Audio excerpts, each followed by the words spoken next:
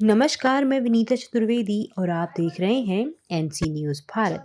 उत्तराखंड भू कानून का लागू होना राज्य के सामाजिक, आर्थिक और पर्यावरणीय परिदृश्य में एक महत्वपूर्ण मोड़ साबित हुआ है।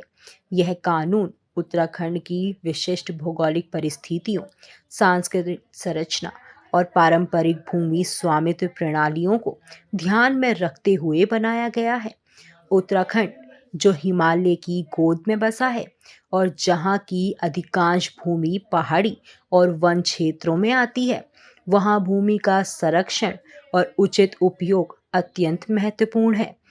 भू कानून लागू होने से पहले राज्य में बाहरी निवेशकों द्वारा भूमि खरीद में वृद्धि देखी गई थी, जिससे स्थानीय लोगों को अपनी जमीन से वंचित होने का खतरा महसूस हो गया था। उत्तराखंड भू कानून के लागू होने का मुख्य उद्देश्य राज्य के निवासियों के भूमि अधिकारों की रक्षा करना और अनियंत्रित भूमि खरीद फरोख्त को रोकना था।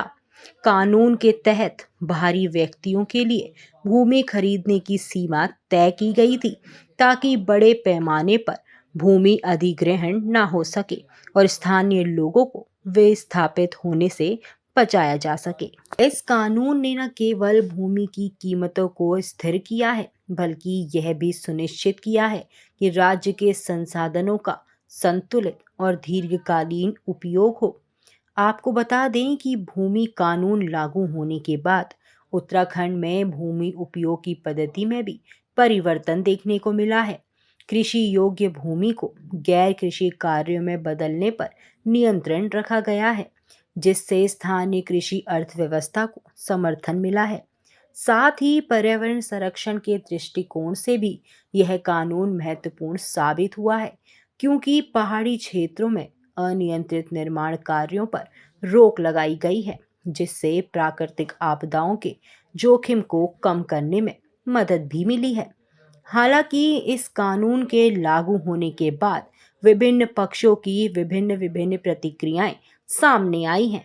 एक और स्थानीय समुदाय ने इसे अपनी सांस्कृतिक पहचान और भूमि पर पारंपरिक अधिकारों की रक्षा के रूप में सहारा है। उन्हें विश्वास है कि इस कानून से बाहरी हस्तक्षेप कम होगा और उनकी आजीविका सुरक्षित रहेगी। दूसरी ओर कुछ लोग इसे राज्य में विकसित कार्यों और औद्योगिक निवेश में बाधा के रूप में देखते हैं। वे मानते हैं कि इस कानून से बाहरी निवेशकों के लिए भूमि अधिग्रहण में जटिलताएं बढ़ी हैं, जिससे राज्य की आर्थिक प्रगति प्रभावित हो सकती है।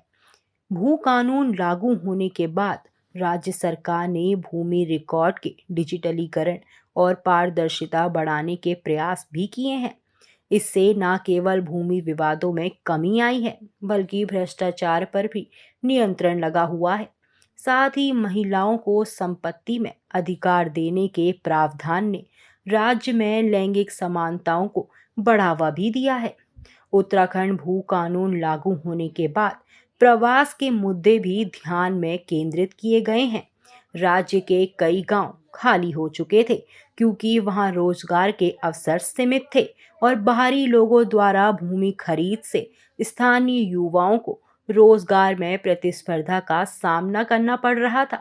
इस कानून के बाद राज्य सरकार ने स्थानीय स्तर पर उद्योगों और उद्यमशीलता को प्रोत्साहित करने के लिए विशेष नीतियां बनाई हैं, जिससे पलायन को